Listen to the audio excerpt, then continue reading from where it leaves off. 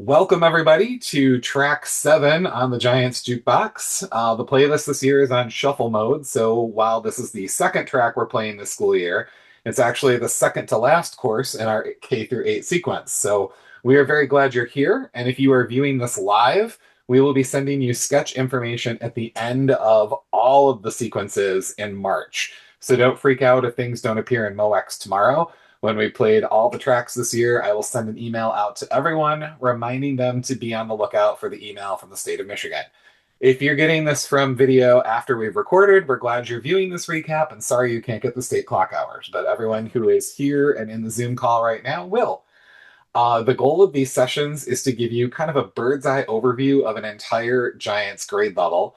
And while we will get into the weeds on some of the activities, overall, we're going to try our best to give you a good look at the entire grade overall, while picking out some of the key activities that help showcase what makes this grade level tick.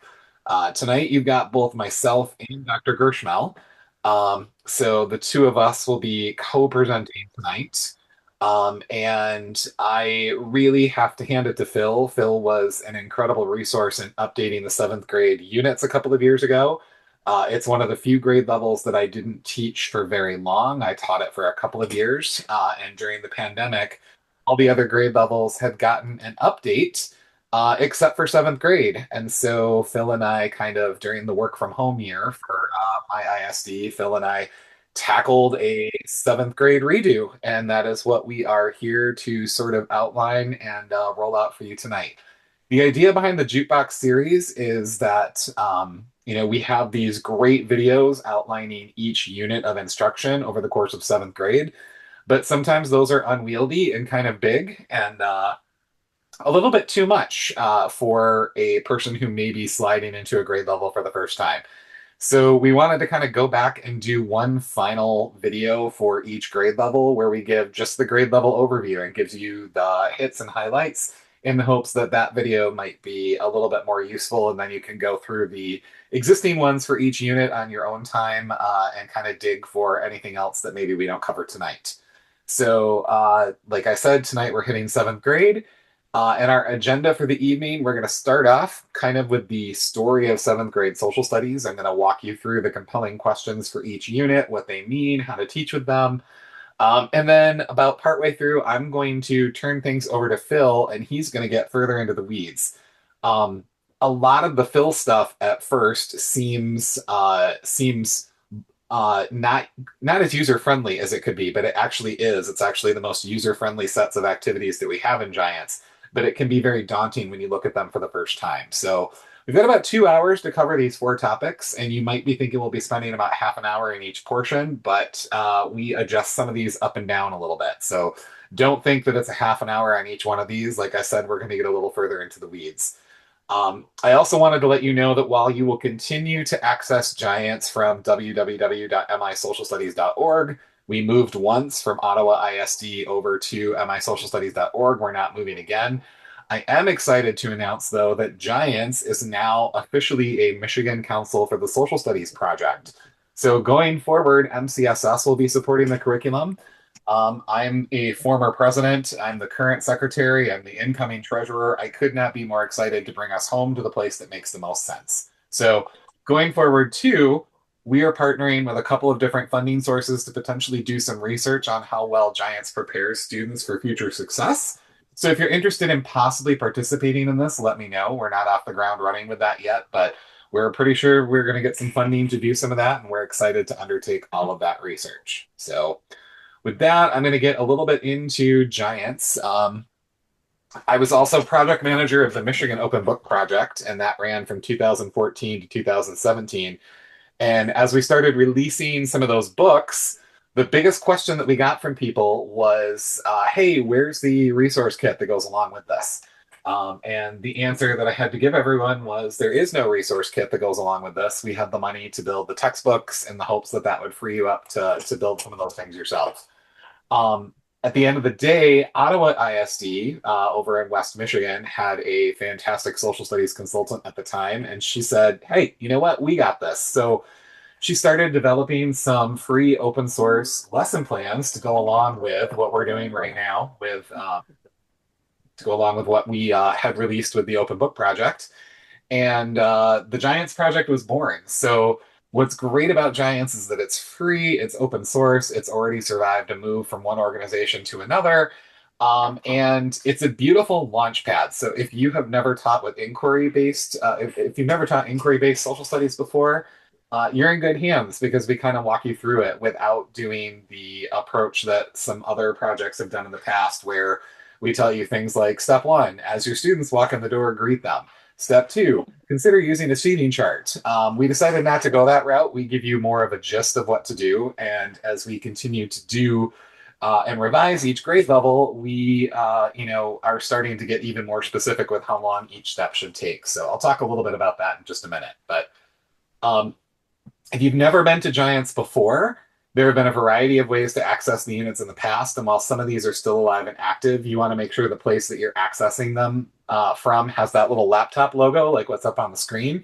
Should look like this. If you're accessing it from a page that is brown in color with the background, that is the old website from Ottawa ISD, and it was actually supposed to be taken down about 3 years ago, but it's still up. So I believe they're all linking to the same Google Docs, but just make sure that you are accessing from this page right here from misocialstudies.org, and I'll drop the full link in the chat later. If you're not accessing it from a page that looks similar to this, you might be grabbing it from the wrong spot, or you might be grabbing it from the right spot. It just depends. So, like I said, I'll drop that in the chat in just a few minutes. And just also know that Google likes to change the rules as we go sometimes. So I recently got an email from a teacher wondering why we changed permissions on all the lessons. We didn't do that. Google changed some of that functionality, and it's annoying and occasionally means that we have to rebuild a lesson plan document. So that's why bookmarking the lesson pages is technically safe, but we may sometimes have to update things. So if you think you're not looking at an up-to-date version, always come back here and check that way. These buttons are hoverable, not clickable. So you have to hover your mouse over each grade level and then choose the lesson that you want. That's when it turns clickable. There's nothing I can do about that. But all of these being in a Google Doc format, we recommend loading it fresh each time. And with that, I'm going to start to get into the story of seventh grade. So, I was thinking a lot. I decided to build for eighth grade kind of a overarching question for the whole grade level. And as we sat down to prep for tonight, I thought, well, I did it for eighth grade, so maybe I should do that for seventh and sixth and fifth and all the others. Whether I do or not is another story. But in trying to think of what a great compelling question that sort of summarizes the entire giant seventh grade, I started to land on this one. Does where you live influence how you live? This is also the compelling question for Unit 3 of seventh grade. And I feel like it's a good summary of the entire course because we're really talking about the ancient foundations, the original hunters and gatherers that crept up and started eventually forming small scale civilizations that then sort of grew into empires. And all of that, there were some major influences in terms of where they were living, impacted how they live. Dr. Gershmal has some great stuff in this and other grade levels that talk about, if you're living in the desert, you're probably not going to be building your house out of trees because those don't exist. So where you live does impact and influence how you have to live. And so I felt like that might be a good, compelling question that sort of takes the entire course into consideration. Now, when you get into Giants, one of the buttons when you hover over seventh grade and you see when you hover over the seventh grade and you see a pacing view tab and you click on that, it brings this up. And this is fully clickable on the website itself. I've been fixing those links. It got a little bit broken, but I've got it fixed again now. And so you can click on any of those Gantt chart bars there to go straight to the unit proper. And what I like about this is you see overall, over the course of 7 units, we cover 36 weeks of instruction. So that obviously factors out things like your Christmas break and your spring break, etc. It leaves a little bit of time for state testing. It leaves a little bit of time just in case you get behind the 8 ball on things. But you also notice that each one of these bubbles are of varying length. And when you click into a Giants unit, you will generally see three lessons. And so when I see three lessons, I sometimes think to myself, okay, that probably means that, like maybe each lesson is a day. That's obviously not the case. Otherwise, we would only have 21 days of instruction to get through seventh grade. So what my general rule of thumb for Giants is to take however many weeks a unit is listed on this pacing view and divide it by the number of lessons, and that's the approximate number of days you would spend on each lesson. Now, some grade levels have had enough revisions, like I'm looking at third grade and I'm looking at sixth grade in particular, and those have had enough revisions by practicing classroom teachers that they're actually putting into the weeds there. Lesson one, step one, should take 2 days.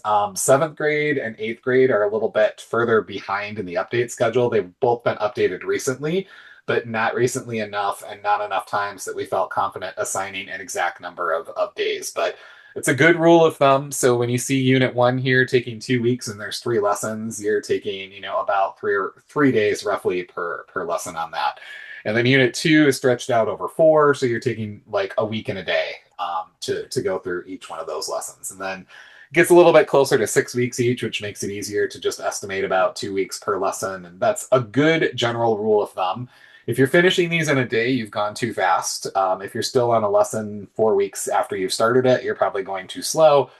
Just sort of gauge it. So that's a little bit on this. And remember, if you're just implementing for the first time, it takes about, I do a lot of work with new teachers, and they're always concerned like, oh no, I'm behind, I'm behind, I'm behind. That's normal. It takes 3 to 5 years to get good at teaching any curriculum.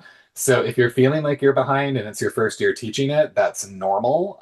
You will start to learn the ebbs and flows of the curriculum as you go. Also, my final caveat before I start to move into the actual structure of these units, my final caveat is to always remember that this is a framework and it can be used verbatim as its own course. I've got many districts that have decided, you know what, the first year I do this, I'm just going to teach it step by step and see what I like and see what goes. But if you're a seasoned seventh grade teacher, you don't have to follow this verbatim. You can take the parts of it that make the most sense and weave in your own instructions. So it can be the be all end all, but it can also just be a framework. And I've got districts, I represent 196 school districts across 15 intermediate school districts, and none of them are implementing it the same way. And that's totally fine. We anticipate that seasoned teachers in particular are going to mine this for some awesome new resources. And then it's also there as a great resource for anyone who maybe spent an entire career teaching eighth grade like I did, who gets moved into seventh grade the last year, gets moved into seventh grade. It's a great opportunity for them to learn how to teach a grade level that maybe they're not quite as comfortable with. So I wish Giants had been around when I got moved from that eighth grade course that I was so comfortable teaching down to seventh grade, because it really would have helped me as a teacher get better. And then I would have woven my own little flow and style into things. That's part of the art and science of teaching. So just keep in mind, it can serve both masters. Every Giants unit is structured around a compelling question. And this is true whether you're watching this video or the third grade video or the fifth grade video. It does not matter. All of our grades are centered around, all of our units are centered around compelling questions. And a compelling question is an incredible way to assess at the end. So while I am going to spend some time tonight talking about the assessments that go along with this, it's not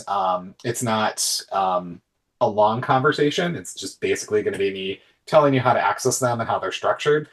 And I don't love the assessments that we've developed because while they serve the beast of curriculum and instruction, the longer I work with inquiry-based instruction, the more I just really want my teachers, my daughter's teachers, myself, where I'd end up back in the classroom, to make the assessment the compelling question, which I've hung all of my lessons around. So our very first unit is our traditional, like, how do we study history style unit.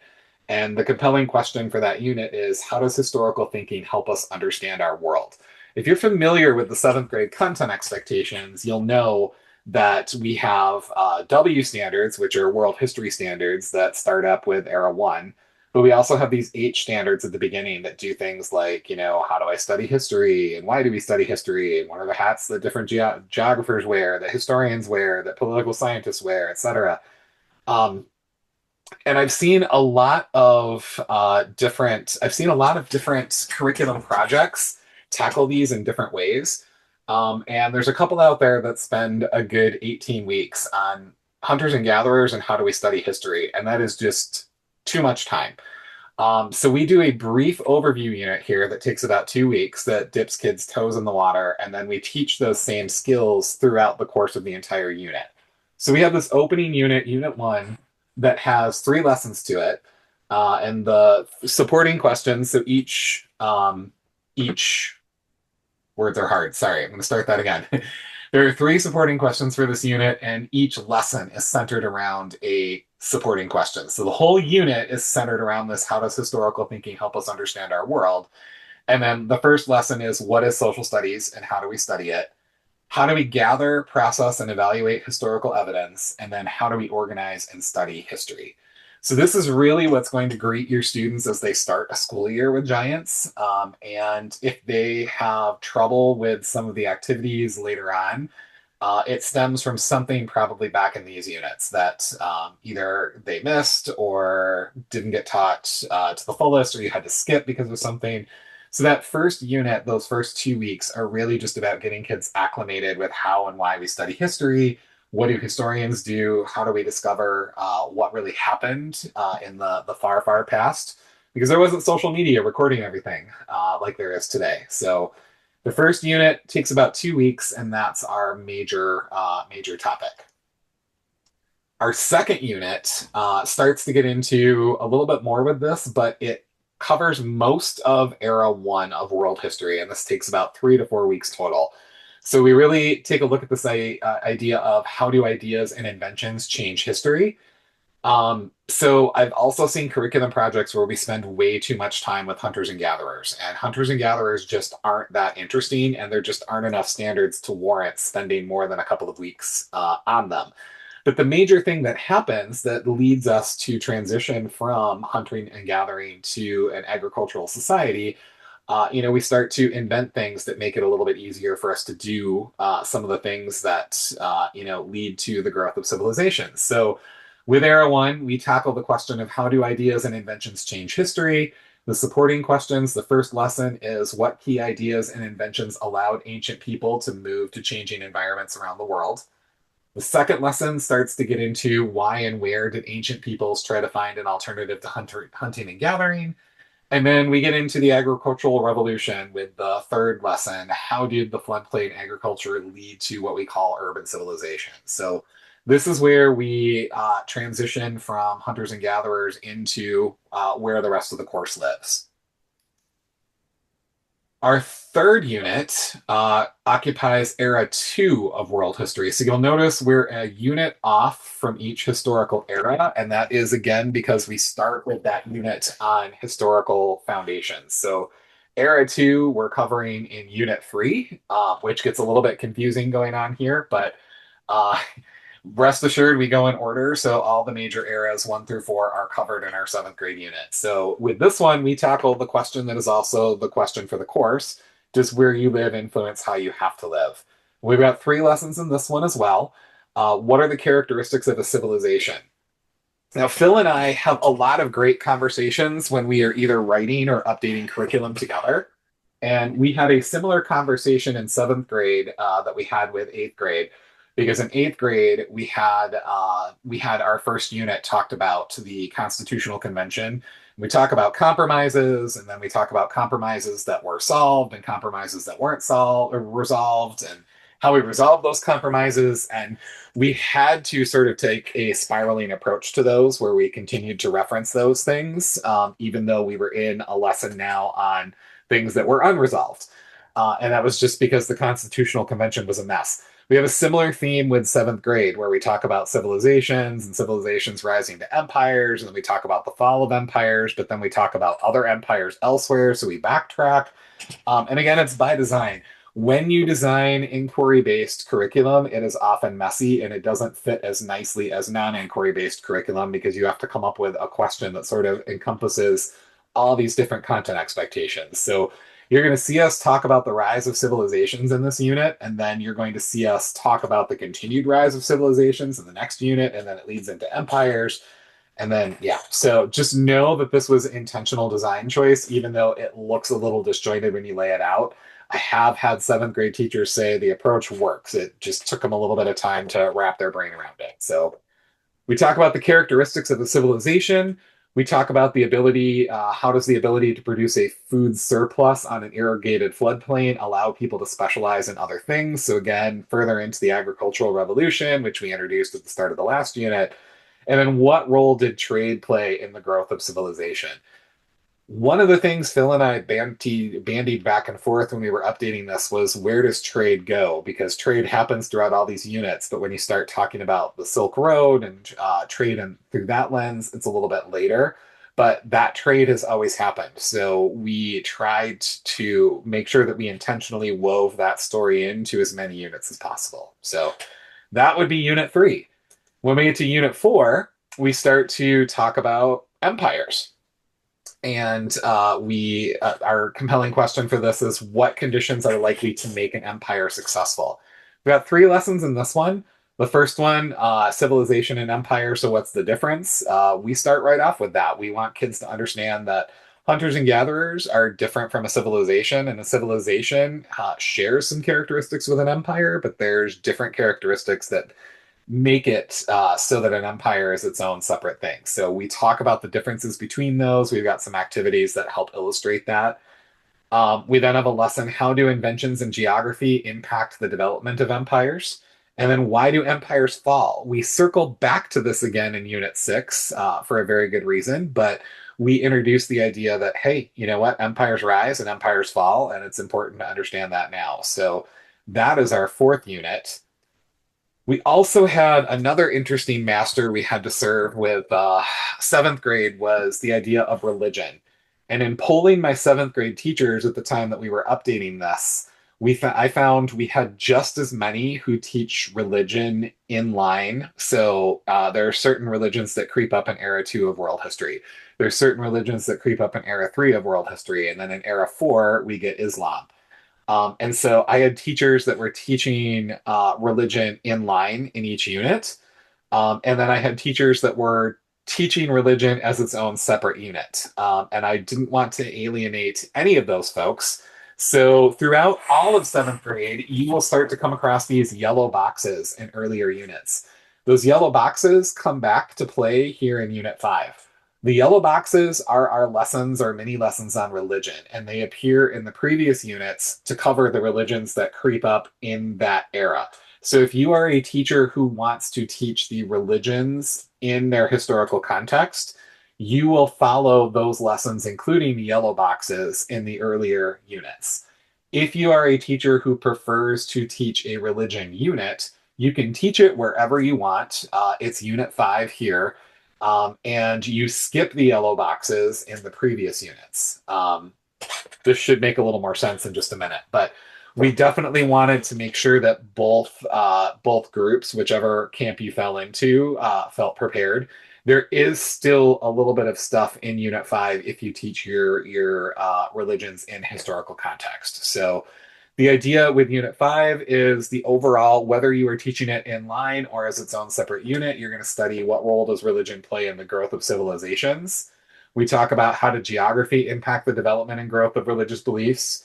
How did world religions like Buddhism, Christianity, and Islam develop and spread? And how do major religious beliefs compare in their answers to big questions? So we have lessons on all of this, and it's a short unit if you're teaching if you're teaching religion in context in the previous units. It's a longer unit if this is where religion gets parked. So just know yellow boxes, skip them if you're going to do your own religion unit, or follow them if you are not. If you're going to teach it in line.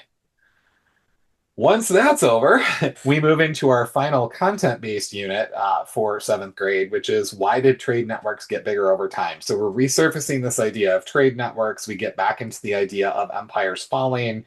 And this also sets the tone for a re-entry into US history in eighth grade by covering those final couple of standards at the seventh grade level that basically are repeats of the whole three worlds meeting piece from fifth grade. So I'll talk about that from a standards point of view in just a minute. But our sixth unit, the major compelling question is why did trade networks get bigger over time? We look at what inventions made trade grow. We resurface inventions here again because Unit 7 is its own little performance task, and we wanted to set the tone for that again here. How did South American civilizations break the rules of civilization? I like this one. I hate this one. I love it and hate it both. I always encourage my world history teachers to teach the Incas, the Maya, and the Olmec in conjunction with what's happening on the other side of the world. But then I myself help redesign seventh grade units where we do the same thing everyone else does. We do all of this over in the in one hemisphere, and then we're like, meanwhile, in North and South America. So we do that here in Giants as well. It's again part of the messiness of inquiry-based curriculum writing, but this is where your Maya, Inca, and Olmec live. And then finally, how did the environments of Africa limit the spread of Islam into Africa? So that is the last real content-based section in seventh grade Giants.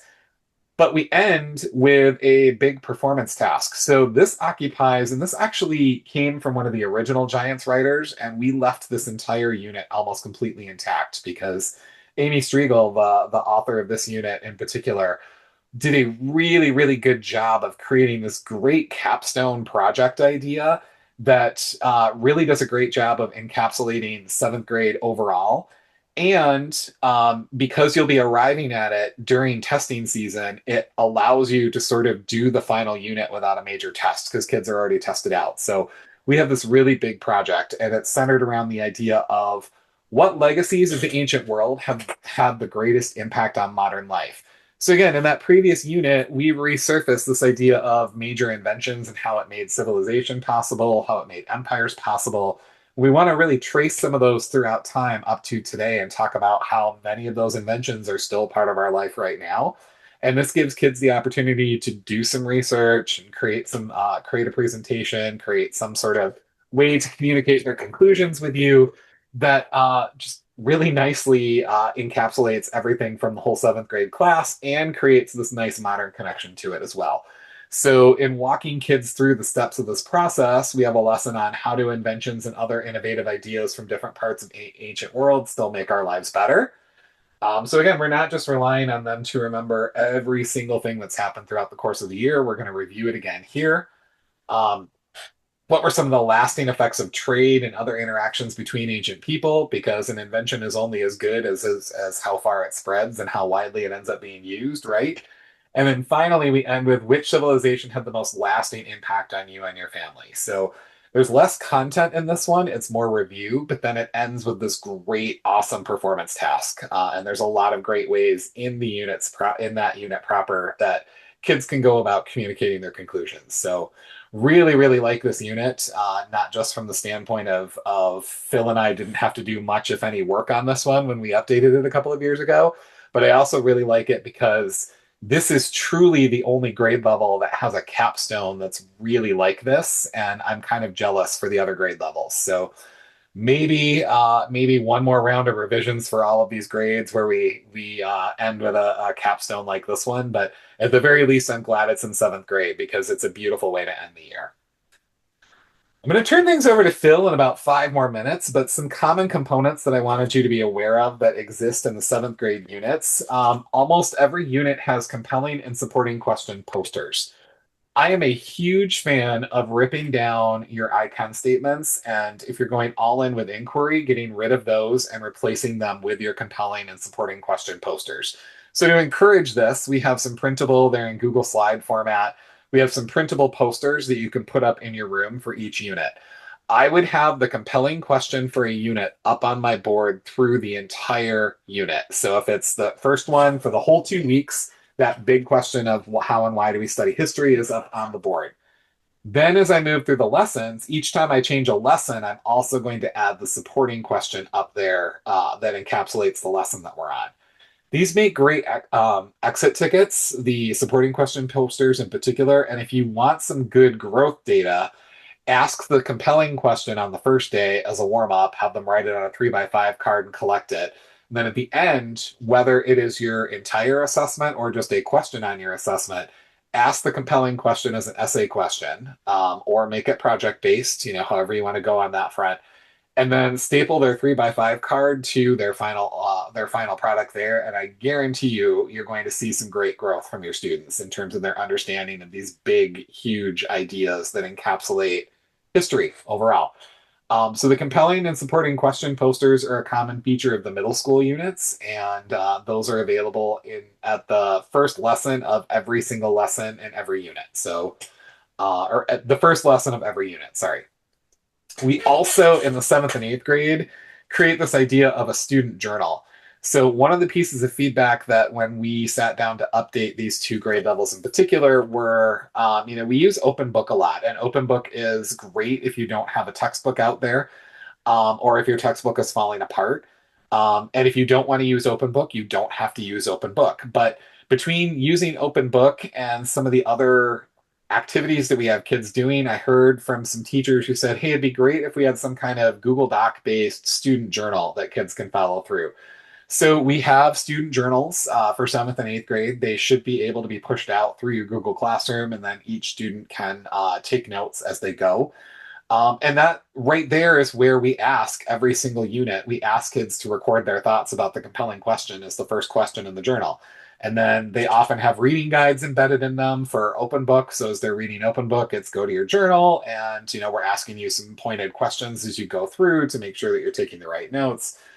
So these student journals are meant to be shared with students and have them fill out as they go. They make great study guides at the end, and again, they're just an added bonus and a great tracker. We also, for seventh grade, have some standalone reading guides for open book. If you're not using open book, that's totally fine, but you'll have to modify these just a little bit because they go along with the ideas from the Giants unit and the ideas from open book. And seventh grade Giants and seventh grade open book follow each other very, very nicely, just like eighth grade follows nicely. Sixth grade doesn't play as well, but there's a better book.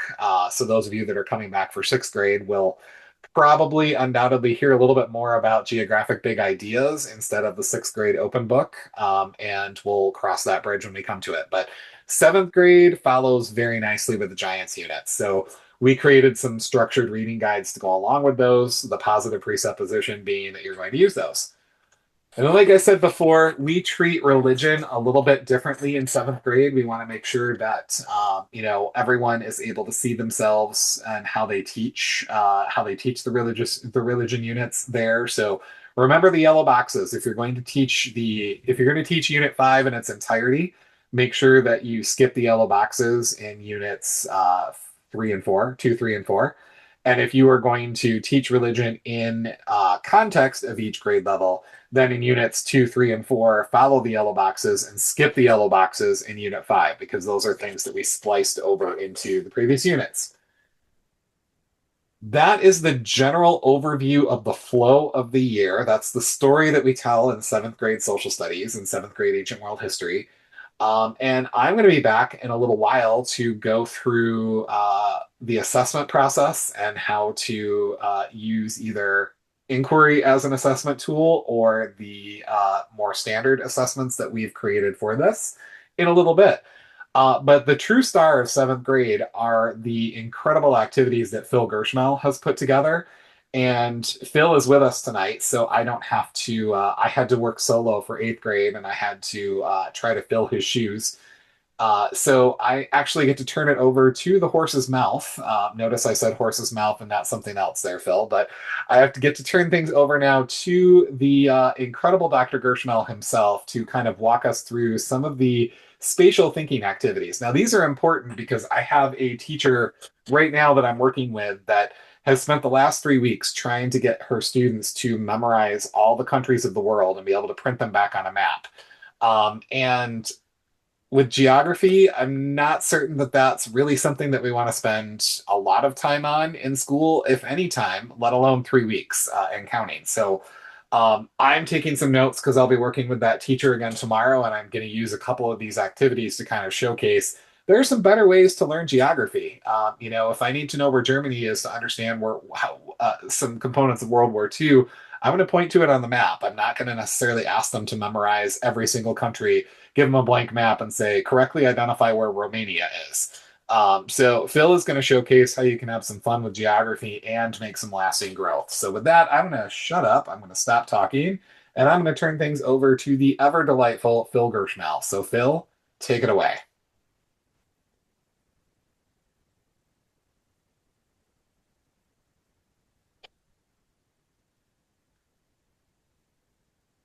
Am And I on?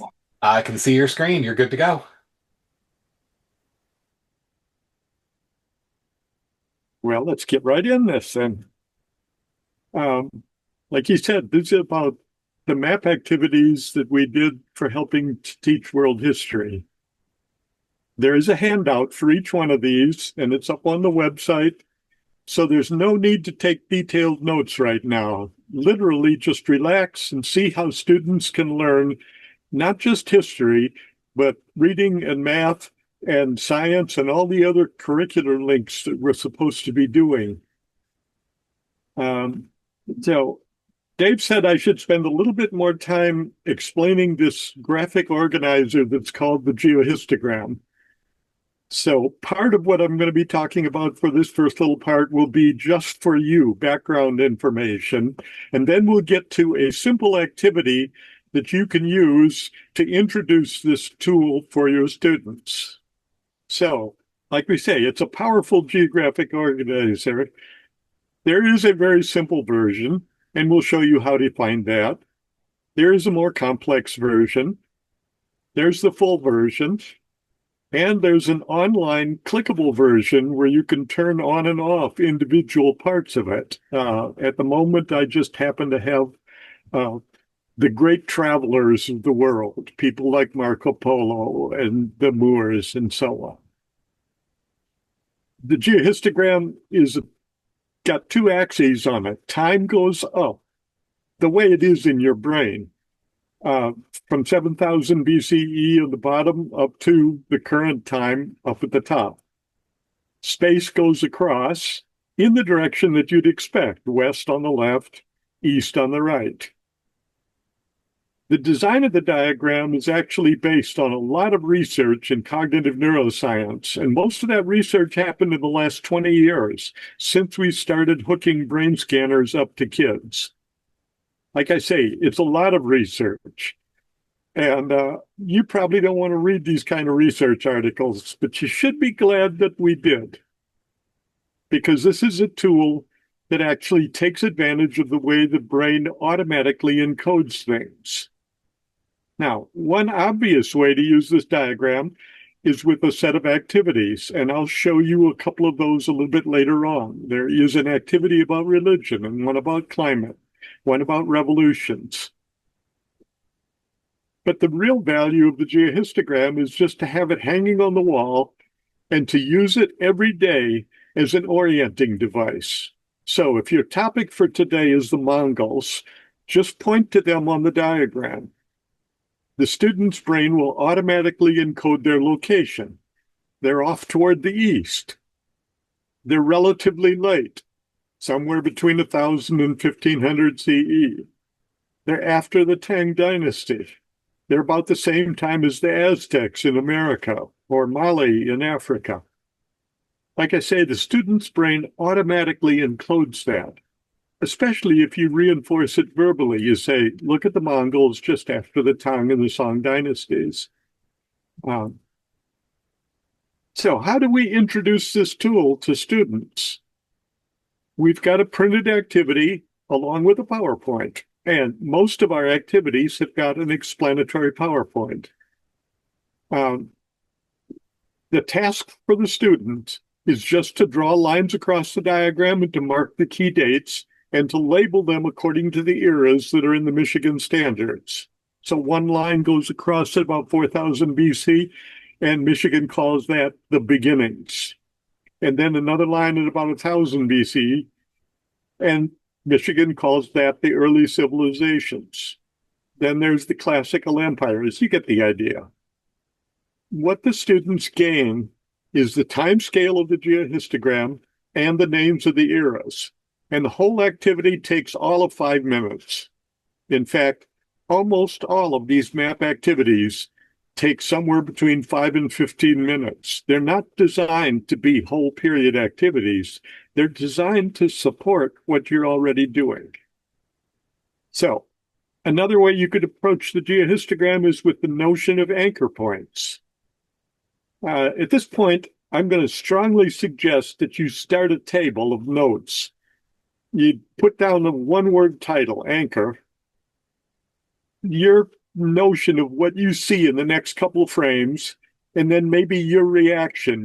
I give this one a 4 out of 5. I think I'm going to try it, or I think I give this a 1. I'm going to see how well other people do before I get to it. You want to do this so that you remember what you see, what I'm saying right now, with what you see when you look at that list, that handout that's up on the website. And that will explain most of the details. So you don't have to take elaborate notes for that. So for the notion of an anchor point, what the students do is discuss the idea of an anchor point. An anchor point is defined as some key event, like Caesar Augustus, that you just remember when and where it happened. And then you use that anchor point to help you understand other things. You say, the Grecian civilization was mainly before Augustus. The Byzantine civilization was after Augustus. The Persians were off to the east. So what do students get out of this activity? They review the structure of the geohistogram, and they learn the names of major world regions and learn 6 anchor points. Now, you're free to substitute any other anchor points if you would prefer. But the idea is to have a handful of points scattered in both time and space that you can use to help anchor other memories of what happened at the same time, just before, just after, just west, and so on. So, second activity to look at is migration, early human migration. What the students do is draw arrows to show plausible routes from older sites, the ones with the big number like 9, down to more recent ones, 8, 7, 6, and so on. What they learn is how to make a flowline map, and they also take ownership of a key map about early human history.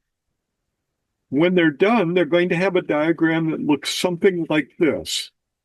And there's a PowerPoint that goes step by step through the mapping task, and it shows the result.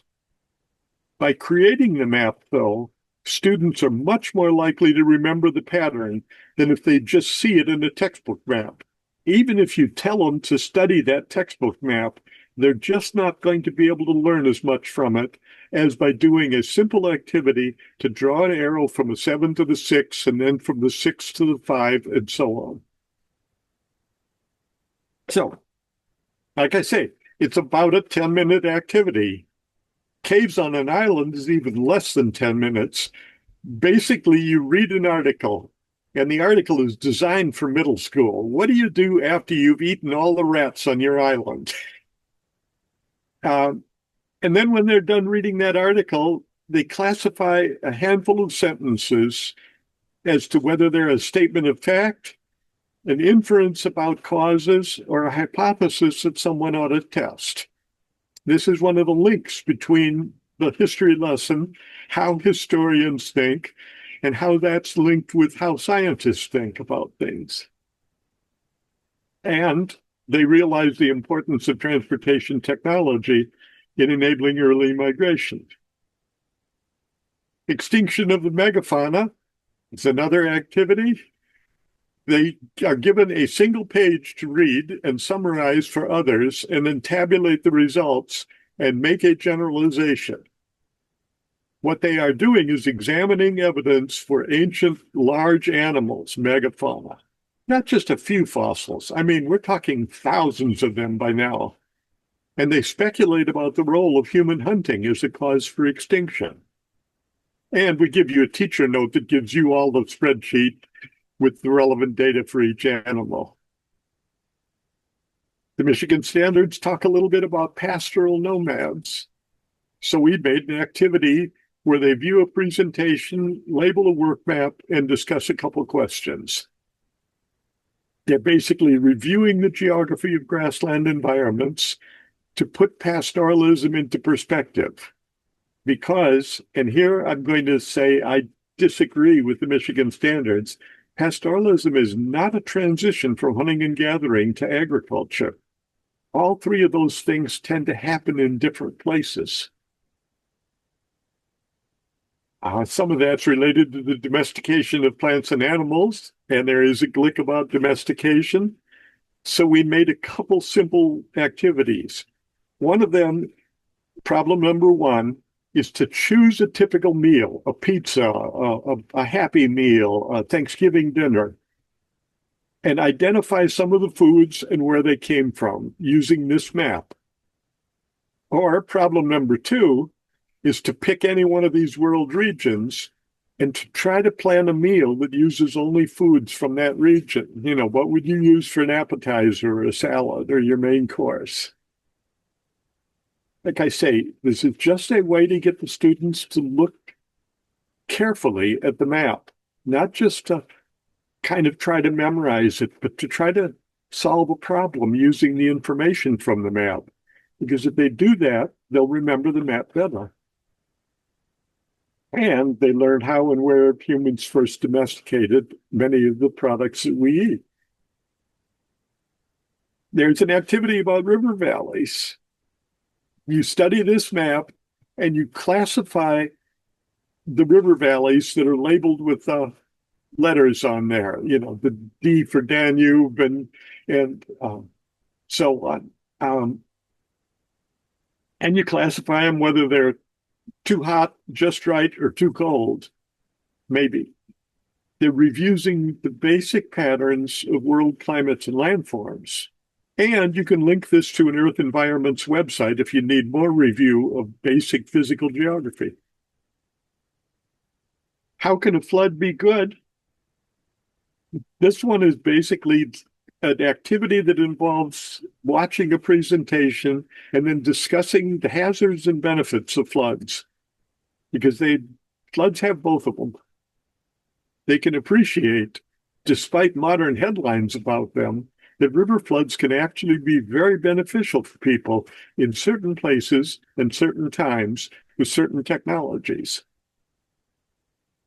And then finally in this list is river civilizations. They study a map of early civilization and make a generalization about the geographic pattern, because almost all of the early civilizations developed in an extremely narrow latitude range, just between about 25 and 34 degrees latitude. And the activity leads the student to try to figure out why they occurred in that place. Oh, and then the big one about Indo-European languages. We might actually do this one at the end of my section here. They view a presentation and mark a work map that shows the spread of languages out of the grasslands where they started. They learn about language as an indicator of past migration, especially now that we've reinforced it by DNA analysis. And they see how standards that name the four ancient civilizations can actually be obsolete. So, quick summary at this, kind of looking at eras 1 and 2. These activities are designed to support, not to add to what you're doing. They're not replacing lessons that you're already doing about migration or early civilizations. They're just short map activities to make those lessons more memorable, because students are involved in actually making a map or reading a map and engaging parts of their brain that are directly linked with the hippocampal areas. Now, I'm not going to get into brain science right here because my bibliography is about 5,000 articles now. Um, they're designed to reinforce each other, along with websites about world environments and so on. And they're designed to build on activities that were done in earlier grades of giants.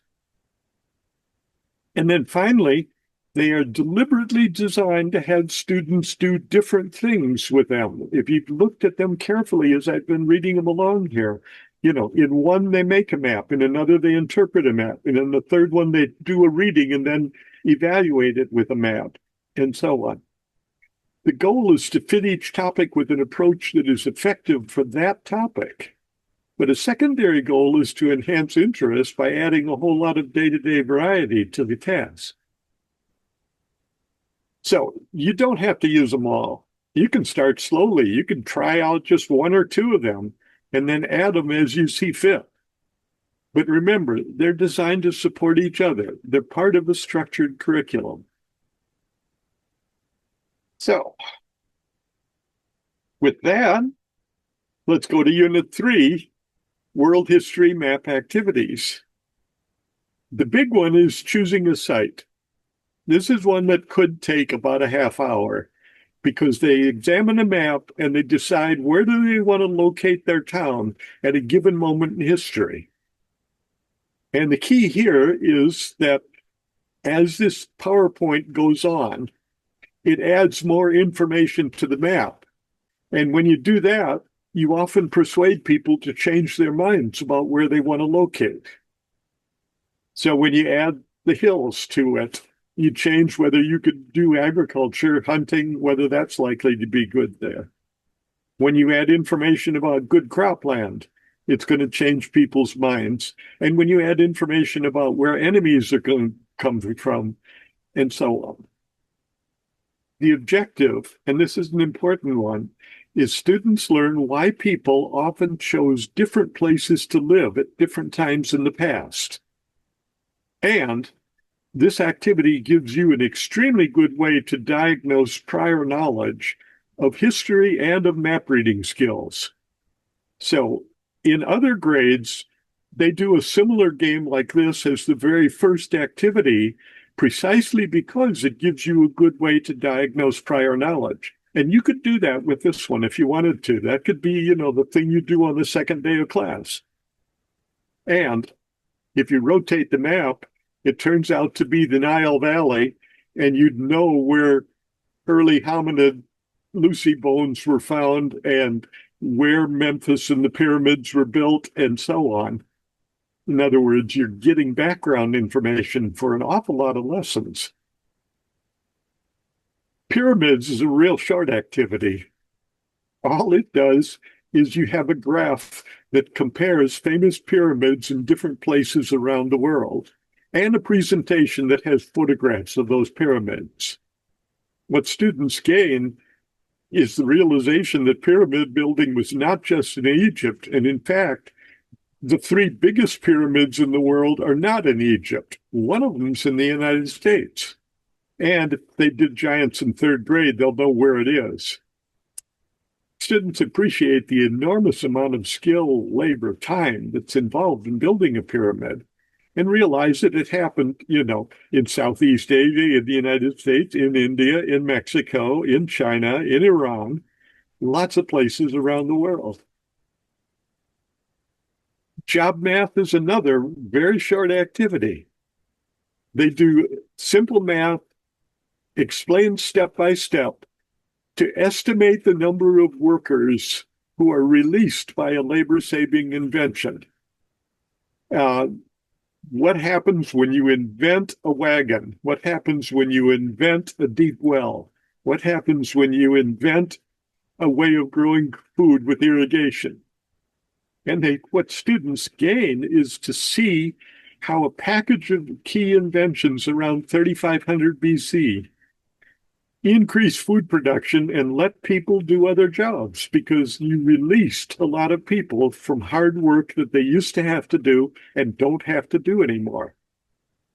Is this relevant today? I will use just two letters, AI, because this is something that's been happening all through history. A new invention comes along and releases people from doing work that they used to have to do. Shape of a continent takes a look at the simple fact that Europe has more miles of coastline than Africa, South America, and Australia put together. And it has it because it is a bunch of peninsulas. It literally is a peninsula made out of little peninsulas. And that simple geographic fact had a lot of consequences in history. A peninsula is a more secure place from an army that might attack you. It's much easier to build ports when there's a lot of ins and outs to the coastline. It helped support the first big sea-based empires in the age of exploration. And it relates to something called defending your homeland, which is going to take that idea and shove it back into the early history. Students examine a map like this and try to figure out which of these places with numbers on them would you build a fort in order to defend yourself against an enemy coming from place E at the top of the map. This gives you a lot of background, by the way, for lessons about Crete, Greece, Sparta, Persia, Bible times, and so on. And there's another map about attack over the ocean rather than over land. When you rotate these maps, you can see the strategic importance of places like Thermopylae or Troy or Byzantium. And with the sea-based map, Rhodes, Tarsus, Ephesus, Philippi, Thessaloniki, and you might notice that a bunch of those are names of cities that St. Paul wrote a letter to in the New Testament as he traveled around by sea to the key places of that era. So defending your peninsula is a kind of a game until you turn the map and realize it was a real place at a real time in history with real consequences for the people then and in following years. Trade in the classical world is a big and complicated game. It has an explanatory PowerPoint. It has a bunch of roll cards for individual people because each group of students is given a place and a roll card, and they have to try to decide what could I sell from this place and what do I need to buy? Then they make trade offers from the people of this place to the people of that place over there. They write up contracts, they report trades, and then put the trades on a map. Now, I can say it's a big and complicated game. They see how complex ancient trade actually was. They also get background from many other lessons in a way that's more engaging than a video or lecture or book. They learn where places like Italia and Anatolia and so on were. There's a PowerPoint to explain it, and it also tells you that this game is very flexible. It can be adapted to happen as fast as 15 minutes or to take 10 minutes out of 5 or 6 separate days. Ancient shipwrecks, though, is a very simple little activity. They look at a map and try to figure out where some ships might have started and gone, depending on what was in the shipwreck when the ship went down. And they're all over the Mediterranean because the Romans connected a lot of places in the Mediterranean with their ships. So they gain background about the reasons for Roman expansion around the Mediterranean and why that expansion took the shape that it did, why they chose to defend or not to defend certain areas. That kind of leads us up to Unit 4, which is all about these empires, because that trades actually started before the Roman Empire. And as Dave kind of implied, this is a topic where it can really get bogged down in defining terms. So we tried to make that simple, and we gave you a word wall you can either post up there or even print out and give to everybody. In other words, skip the problem of defining terms and get on with the consequences of it. So one of those consequences is that empires tended to grow by absorbing other civilizations around them. What the students do is to outline and color areas in order to make a growth map. And like I say, this will only take them about 5 minutes. They'll realize that the Mauryan Empire started over here, and at the end of the first time period, it was about that big. By the second time period, it had, this is Chandragupta's time, it had gotten that size. And after Ashoka, it had gotten up to be about that size. Now, this is a real common map for them to see in a textbook. But I guarantee that they will remember it better if they make it themselves than if they just look at it in the textbook. And they can see how one empire expanded until it reached some barriers, like the mountains up to the north or the desert off to the east, and so on. Value of frankincense is actually a math activity. It's designed to be a link between history and mathematics in education. Show why doing a little bit of math is a useful idea when you're studying history. They view a presentation, and the presentation takes them step by step through the process. It's only 5 steps, 1, 2, 3, 4, 5, because the handout that goes along with it has all the information they need. This is very typical of all of our activities, as you have noticed so far. There will be a presentation and there'll be a one-page handout. And you don't have to print for everybody. You can do this for groups. But basically what this does is say how many pounds of frankincense did the Romans import and how much was that worth? And it turns out that frankincense was more important in the Roman economy than all forms of recreational boating. That's all the way up from my canoe to Donald Trump's yacht.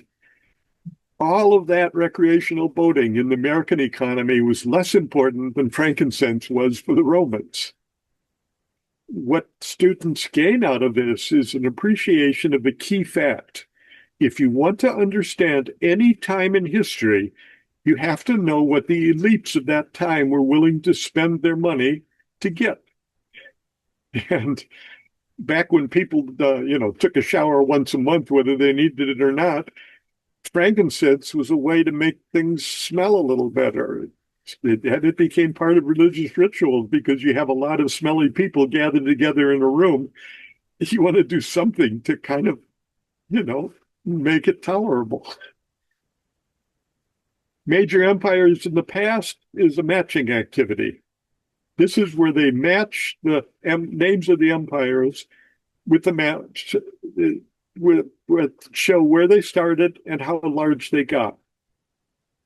It's something that you could use to set up a discussion of empires or to review it at the end, or you could actually use it as the assessment.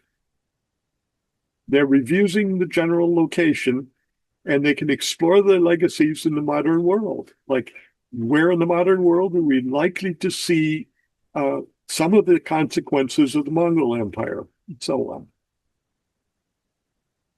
The website has a geohistogram activity about ancient empires. It's another way to review them. And either the matching activity or the geohistogram is a lot more engaging than just giving students a data table to study. But the website also has this table if you want more detail for your notes. Then we get to 50 reasons for the fall of Rome. This one's actually kind of a lot of fun because the students basically take a look at 50 reasons that have been suggested by different historians as the reason for the fall of Rome. And the reason that we're doing this is because modern politicians have a way of talking about the fall of Rome. I mean, everybody from Ted Cruz to Bernie Sanders has said, oh, the Roman Empire fell because they had high taxes or because they didn't have a good welfare state or they didn't, lots of reasons. And what the student does is basically take this list of 50 and say, you are hired by the political action committee for some modern politician. And your job is to pick the 5 reasons that support that politician's position.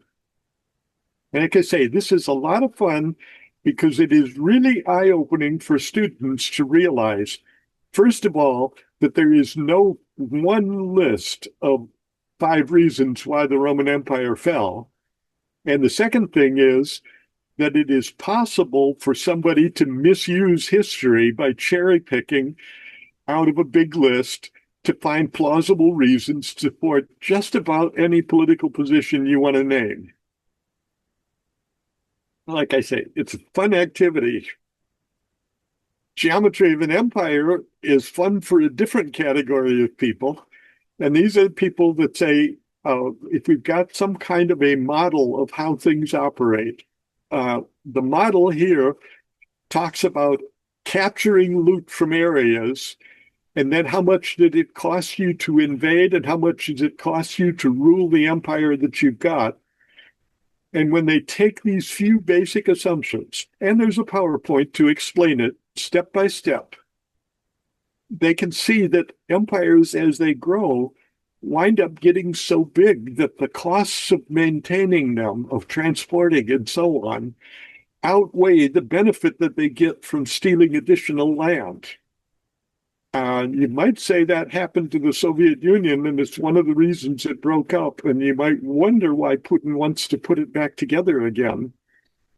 It raises some interesting questions. And the students learn how to make and use a predictive model, which meets a next-gen science standard. And you could tell that to your curriculum people when you say, I need a few more minutes for social studies. So we're off to Unit 5, World History Map Activities. Belaton Shipwreck is a relatively simple conceptual activity. They view a presentation and they identify the places where this ship was built and its cargo was grown, mined, or made. For example, if you question 4 talks about particular kind of bowls, ceramic bowls that were made in Hunan, China. And the students go out and identify all the places where archaeologists have found those bowls. Because this was a shipwreck from about 900. This is more than 1,000 years ago. And people had connected the whole world together as they knew it. They hadn't crossed the Atlantic to the Americas yet, but they had pretty much connected the Eastern Hemisphere with these trade networks. So they get to see how extensive these trade networks were for bowls, jars, gold from Africa, other places like that. Chokes, points, and breakpoints is a 5-minute activity where they view a presentation or do a worksheet to look at the choke points, the places where trade is choked through into small areas, places like Gibraltar or Istanbul, Suez, Malacca. 3 of which are in the news today, right? There's piracy going on around Suez. These have been strategically important for thousands of years. And the students learn where they are and why they were important by playing this little game. Spread of Islam is exactly like the Mauryan Empire activity earlier. It's reviewing how to do a chronomap. And they can see how early warriors and later traders helped spread Islam around the world and how far they reached. The activity packet includes a handful of supplementary pages that you could use, and it leads into one about the origin and spread where there's actually a clickable map, and you can look at the origin and spread of Hinduism or Islam, Protestantism, and so on. This gives you a quick visual image about the general location, not just where the religions are, but where they contact each other, because these have often been areas of conflict. the conflict between Protestantism and Catholicism wound up killing about 70,000 people in France in a battle that's shown in this painting here. Geography of religions is like the empires one. It's a simple mapping activity that you can hand out either to review the religions or to assess whether they remembered them. It's one of several forms, can be used to introduce, teach, or assess. Shia and Sunni is a presentation in a clickable map to look at religion in the middle, specifically around Israel and Saudi Arabia and Iraq, to see where people follow different forms of Islam and which countries have significant numbers of both. Those would be Yemen and Iraq and Turkey. There are other activities in there that I'm not going to talk very much more about. One teacher had contributed an activity that combines a review of the presentation with a critical reading of sentences. Buddhism has more believers in the world than Islam. Is that true? Maybe true. I'm not sure. Or I don't think it's true at all. It's just evaluating some generalizations. And the website has a geohistogram activity about world religions, which puts us up at Unit 6, the last of the map activities. After the fall of Rome and the fall of the Han Dynasty in China, things got a whole lot more complicated real quick.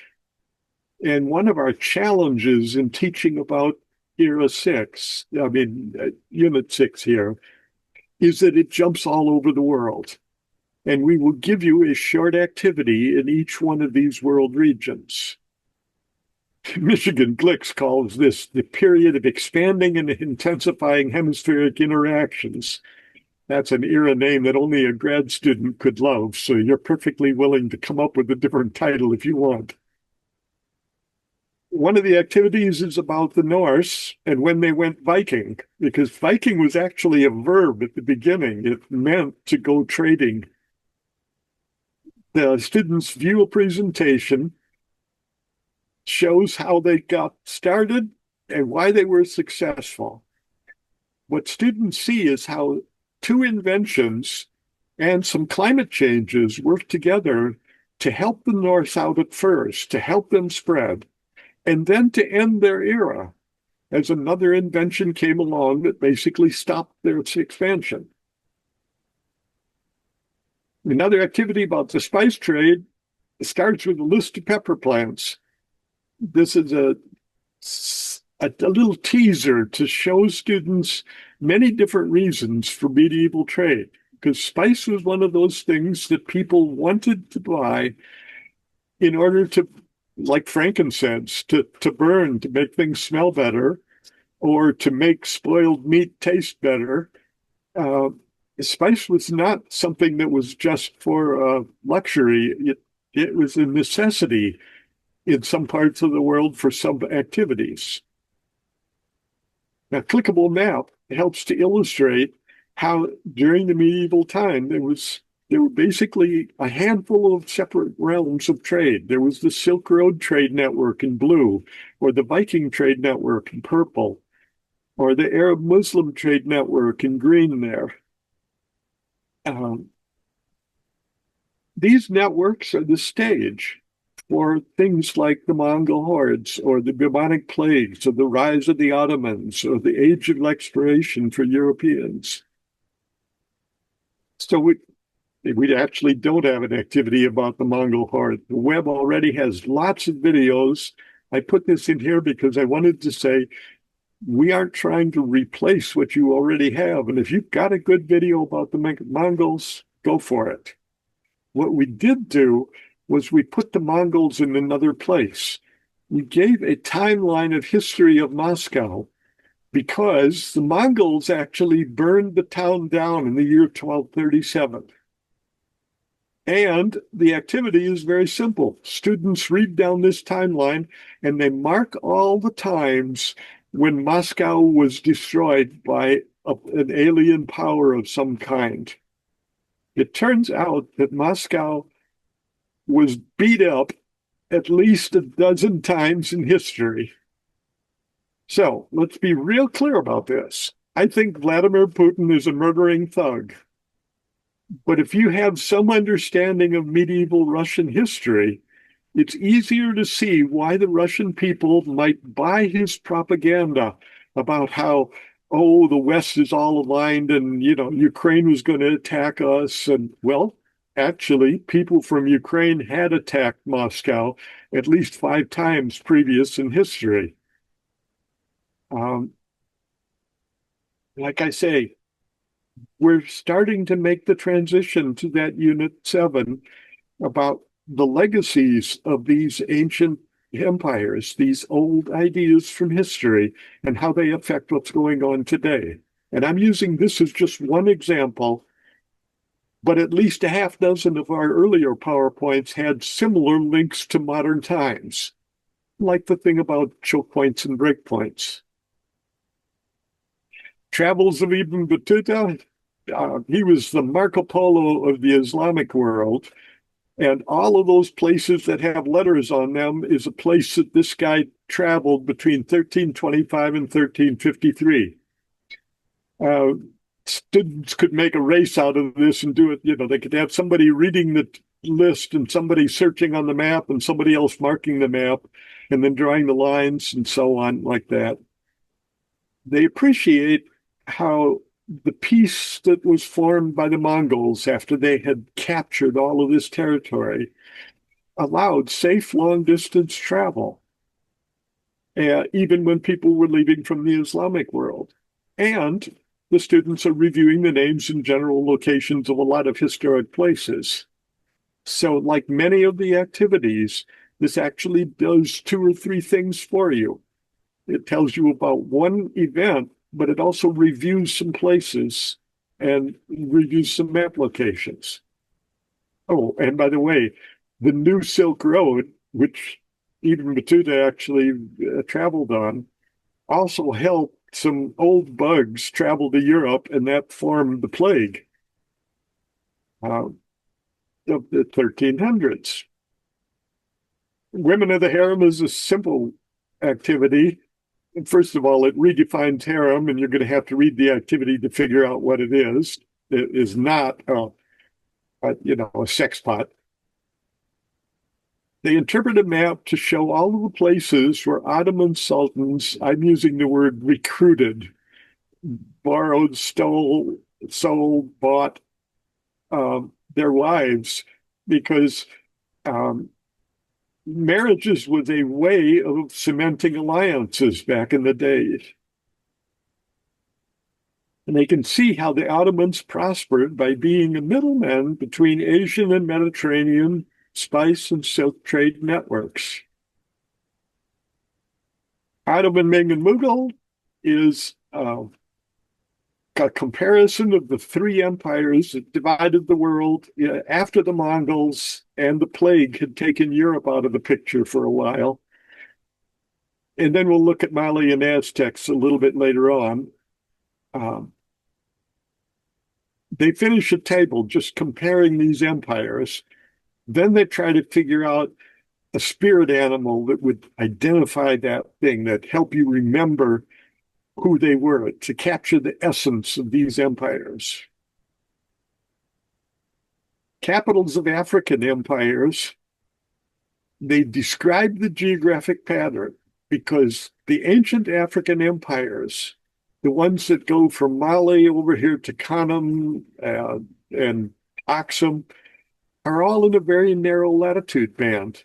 And you can speculate about reasons, and then you turn the clickable map on and you can see why that is. And with some luck, we'll be able to look at that for a little while at the end of my section. And then finally, we go to the Western Hemisphere. The Michigan Glicks talk about the Aztecs, the Incas, and the Mayas. And again, there's a lot of information about these. What the students do in this activity is they look at a presentation about art in the Americas before Columbus, and it starts with the Aztecs and so on. And it's kind of impressive for 500 years ago with no iron tools to be able to make something like this out of rock. But what the PowerPoint does is then it goes on, because what the students realize is that earlier civilizations, long before, I mean, 1,000 years before the Aztecs, 1,000 years before the Incas, there were civilizations that were making some pretty fantastic art. This is back in the year 200 from coastal Peru, a civilization called the Nazca. Um, I'm basically saying that the Michigan Glicks are very good in some cases, but occasionally they give you the implication Aztec, Inca, and Maya were the early civilizations, and they weren't. There were a lot of ones that were earlier than them and made some important contributions, like domesticating tomatoes and potatoes and cocaine. Anyway, summary of this drink out of a fire hose. These activities are designed to support, not to replace the lessons you're already doing. They're designed to reinforce each other and to build on activities done in earlier grades in Giants if your students have done Giants in earlier grades. And they're designed to give a wider variety of things for students to do.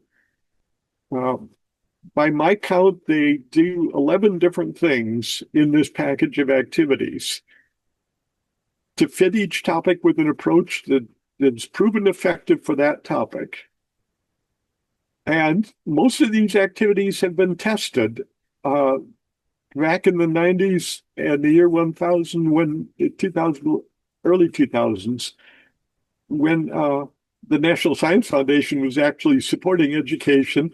I was involved in an international curriculum exchange, and we actually hired 453 teachers in 5 countries to evaluate some of these activities. And then when we got here to Michigan, we adapted the activities for the Michigan standards. But these activities have been proven effective, and they've been proven engaging. We're adding some day-to-day variety to your class. You don't have to use them all right at first. In fact, you probably don't want to use them all right at first. You can start slowly. But if you keep adding to them, you're going to see that they are designed to support each other as part of the structured curriculum that builds on earlier activities. Just like the spread of Islam built on the earlier map of the spread of the Mauryan Empire and other examples like that. So with that, I've got about 10 minutes left before I'm supposed to hand this over, right, Dave? He's holding his thumb up. I could take a look at a variety of these.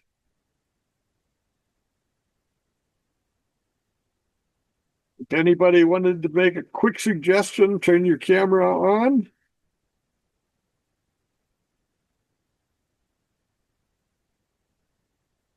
Dave, what would be your suggestions?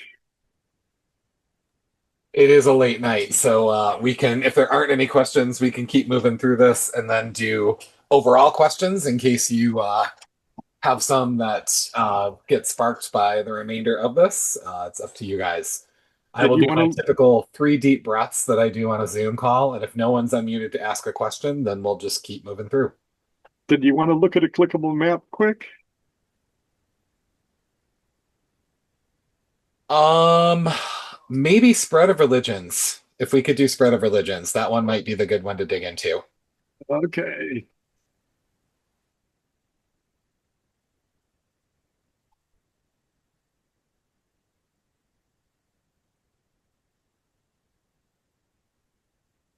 I don't know if that came up. That came up with the PowerPoint of it, right? It looks like it might be hidden behind that window that you currently have up.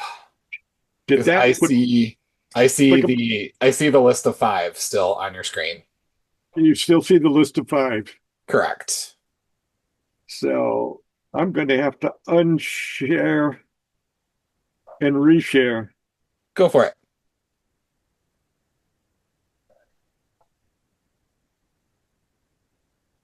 What's Now do great you is see? everyone who views this video will not see any of this. It will just seamlessly move into you going into the religion piece. So I now You see the clickable maps website. okay.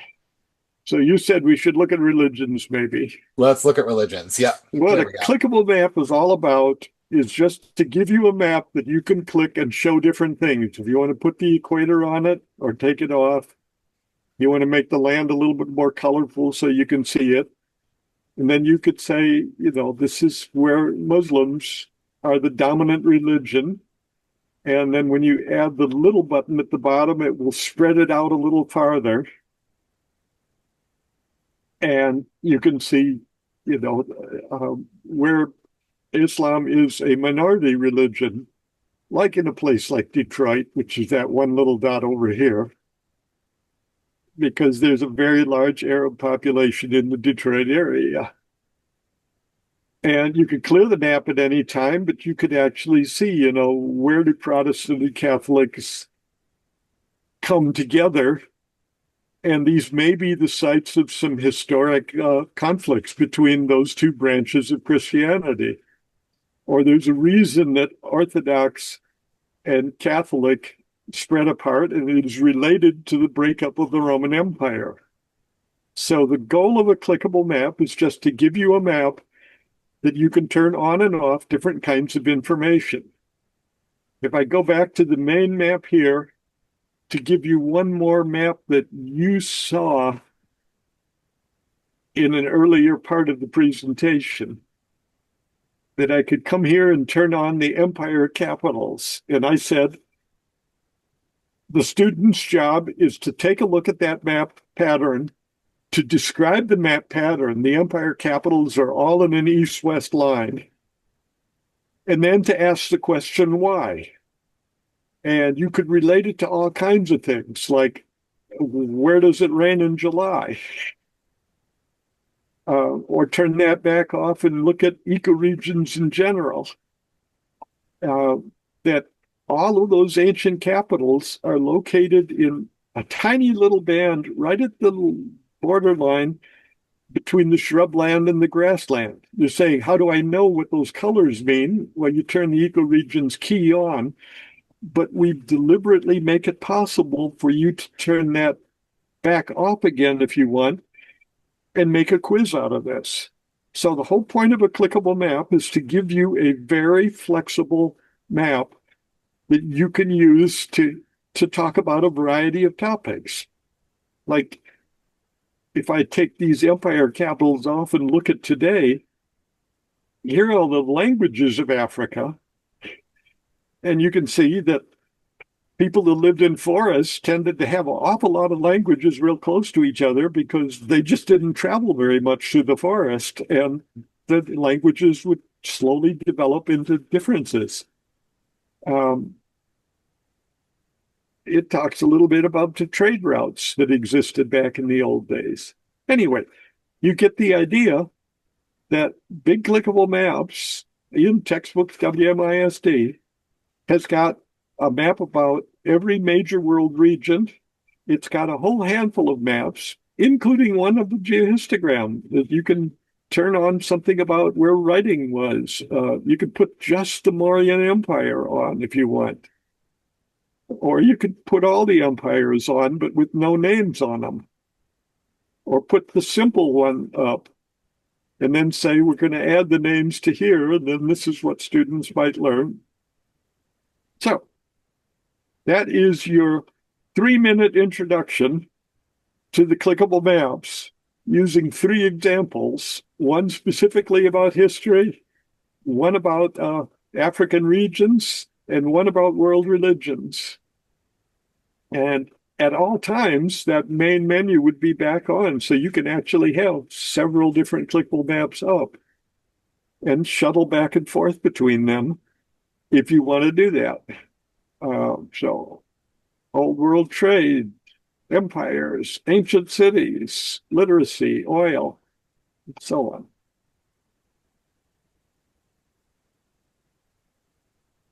I should click unshare for you, Davey. Yes, please. And while you're doing that, I will just say every summer, Phil and I work together on some projects, and building these clickables was labor of love at first. It was not easy to figure this out. We just knew with many districts moving to Chromebook, his original option for developing those didn't work anymore because Chrome would not render the layers in the PDFs that these were initially released in. So modernizing them for the modern era was quite an experience, but it's led to pretty much every summer, I'm like, hey, Phil, you got some projects for me? He's like, yep, I've got some projects for you. And we scale up further and further and further. So a couple of you are registered for all of these. I'm guessing you either support curriculum or you're in a very small school.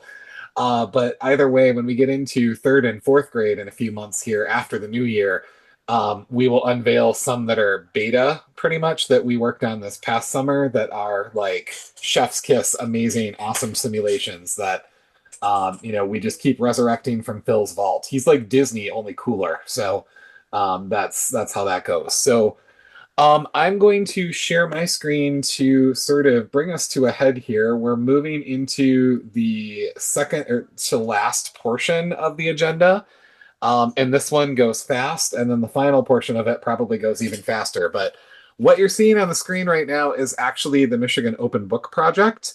I am actually going to take a second to pause and show you Chapter 7 because Chapter 7 links to Unit 7 on Giants. They are basically the same exact thing. This one is just a visual representation of it because this highlights my initial thought about maybe doing your assessment based off of the actual question of the unit rather than a traditional question than a traditional test.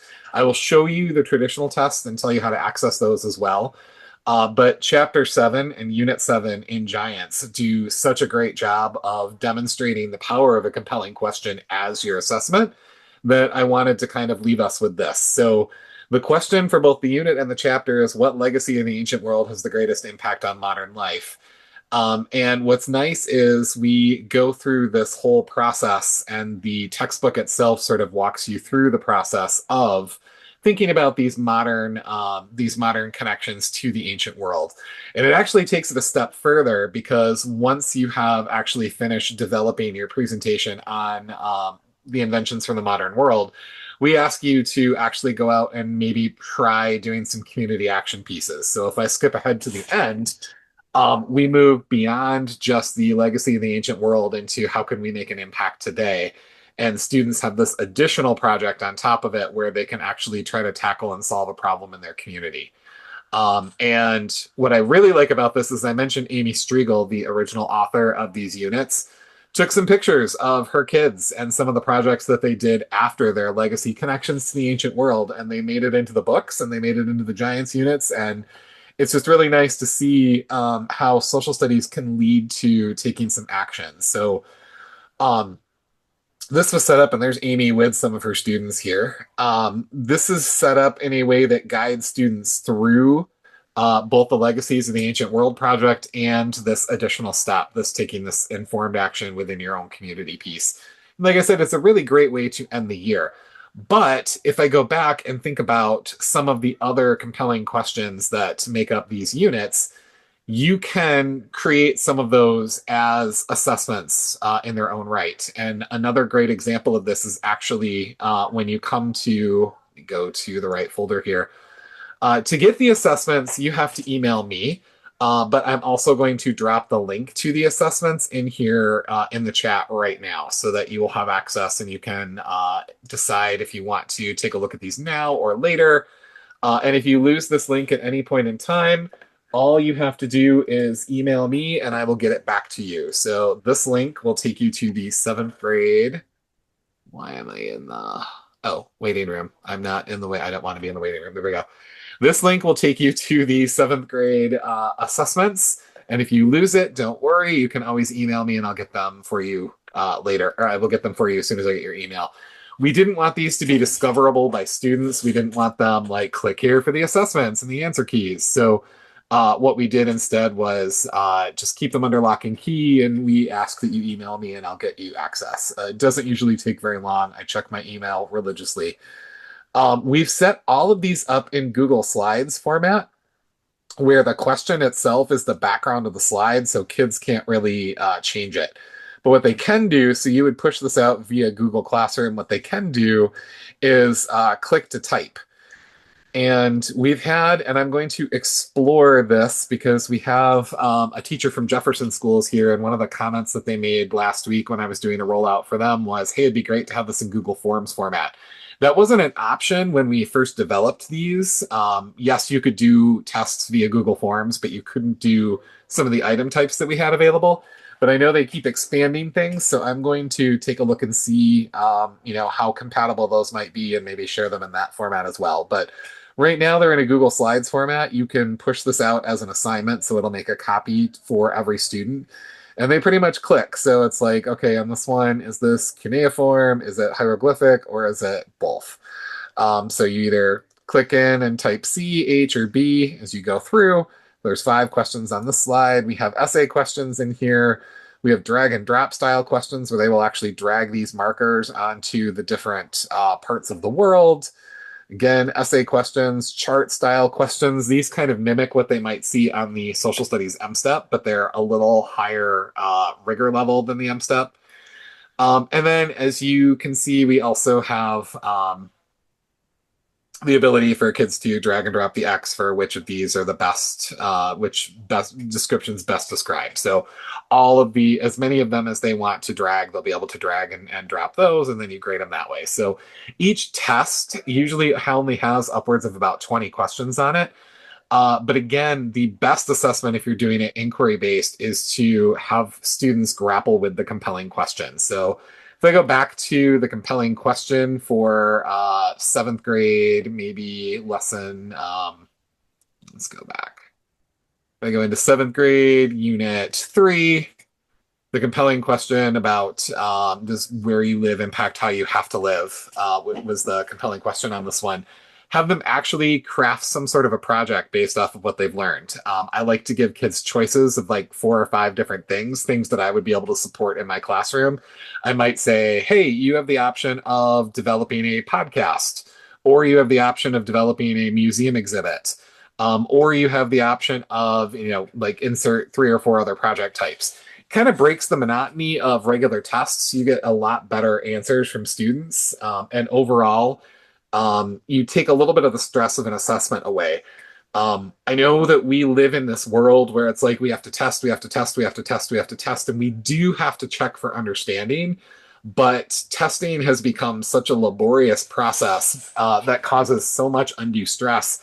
And as adults, outside of the MTTC test, the Michigan Test for Teacher Certification, when was the last time any of you had to take a multiple choice style test over what you've learned?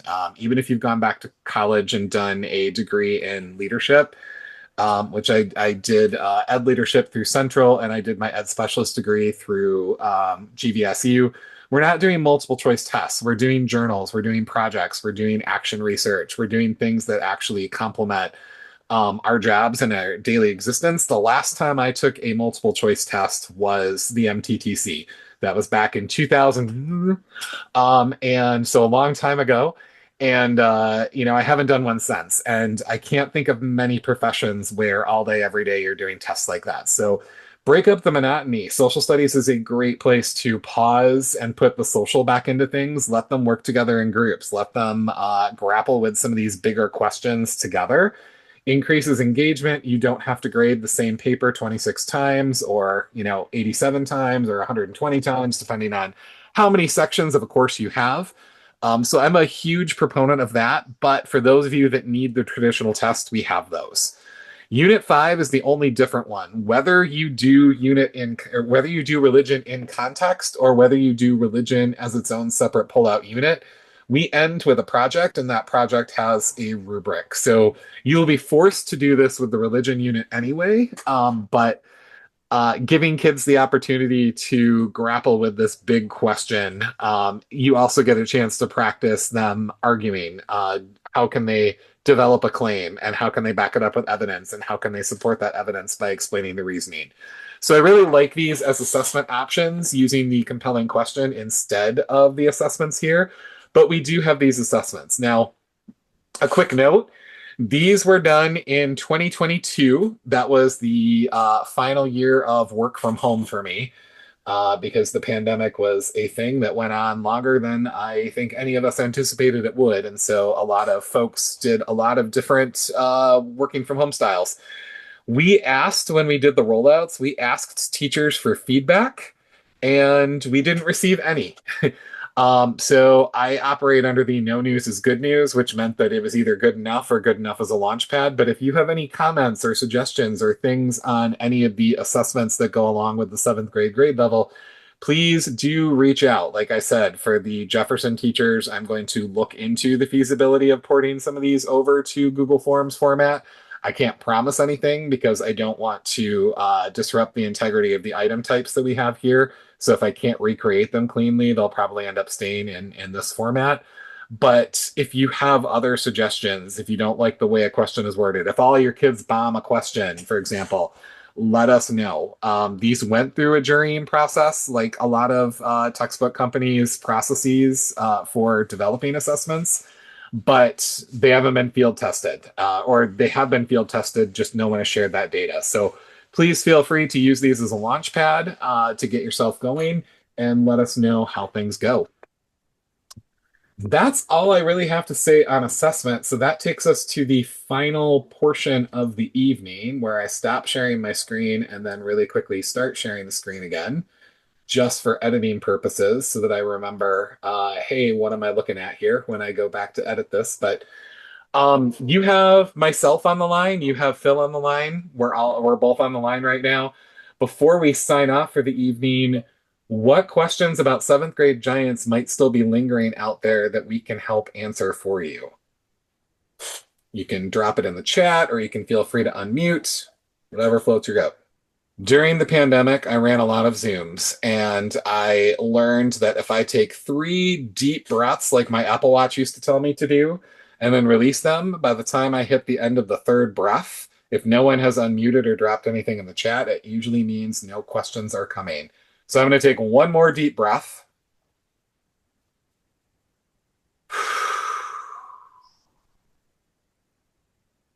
And hearing no questions, I am going to stop our share here and I'm going to stop the recording. It has been a great pleasure doing this for you guys tonight. I hope that you have found some of this helpful and valuable. I hope those of you who are finding this video after we've recorded it also find it helpful and valuable. Until we start updating Giants units again, this is kind of the closure of seventh grade for right now. So the units will continue to exist. MCSS is taking possession and ownership of them. You'll still access them from the same place. Most importantly, they will remain free and accessible. But we appreciate your time and attention tonight. So if there's anything Dr. Gershmel or I can do to help make your implementation of the units easier, do not hesitate to reach out and we'll be in touch. But have a great rest of your evening. Have a great November, a happy Thanksgiving, and an amazing Christmas break because all of that is just right around the corner. So thank you guys.